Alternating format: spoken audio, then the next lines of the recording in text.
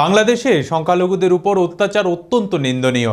আক্রমণকারীদের মনুষ্যত্ব জ্ঞান নেই, তাই তারা এই লজ্জাজনক কাজ করতে পেরেছেন।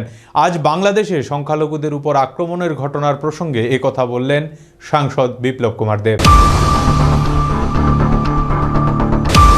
স্বাধীনতা দিবসকে সামনে রেখে হর ঘর তিরঙ্গা কর্মসূচির অঙ্গ হিসাবে বিবেকানন্দ বিচার মঞ্চ অনুমোদিত মজদুর মনিটরিং সেল আয়োজিত স্বচ্ছ ভারত অভিযানে এদিন অংশগ্রহণ করলেন সাংসদ তথা রাজ্যের প্রাক্তন মুখ্যমন্ত্রী বিপ্লব কুমার দেব।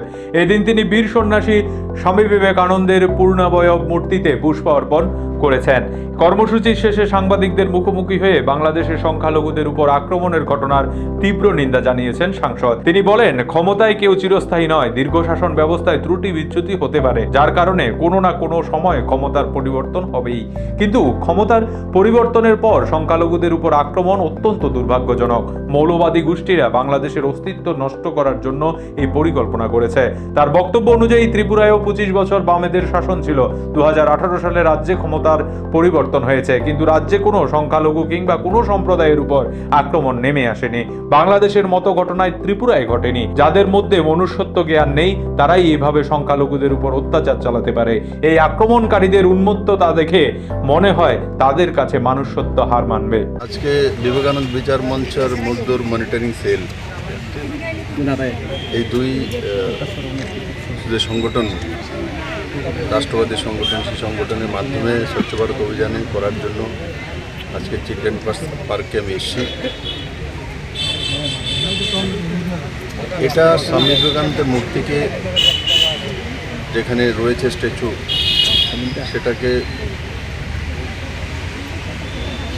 এই অভিযানের মাধ্যমে তাকে ক্লিনিং করা আর পরিষ্কার করানো যায়, যেটা সেটা একটা সিম্বলিক।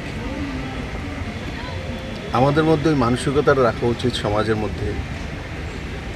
বাবার মৃত্যুর পরে হোক, পরিজনের মৃত্যুর পরে হোক, বা আমাদের যত মুনি ঋষি, স্বাধীনতা সংগ্রামী, সামাজিক প্রতিষ্ঠিত ব্যক্তিত্ব, তাদের যেখানেই আমরা স্ট্যাচু তৈরি করি, আমরা ওখানে অনেক সময় দেখি যে স্ট্যাচু আমরা তৈরি করে দিয়েছি, ধুল ময়লা মানে অবস্থা কাহিল, কাউর সেদিকে নজর নেই। বানানোর সময় সবাই মিলে বানিয়ে দেয়, তারপর সেটাকে যত্নের সহকারে যে রাখতে হয় সেটা করে না।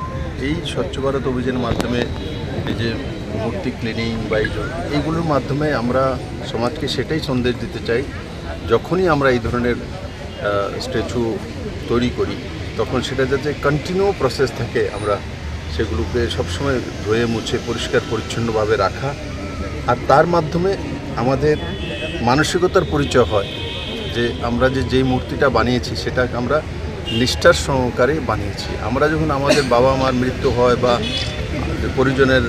প্রিয়জনের মৃত্যু হয়, তো আমরা বাড়ির মধ্যে ফটো রেখে ডেলি কিন্তু ফুল দিয়ে ধূপকাঠি লাগাই, আমাদের পরম্পরাতে সেটা।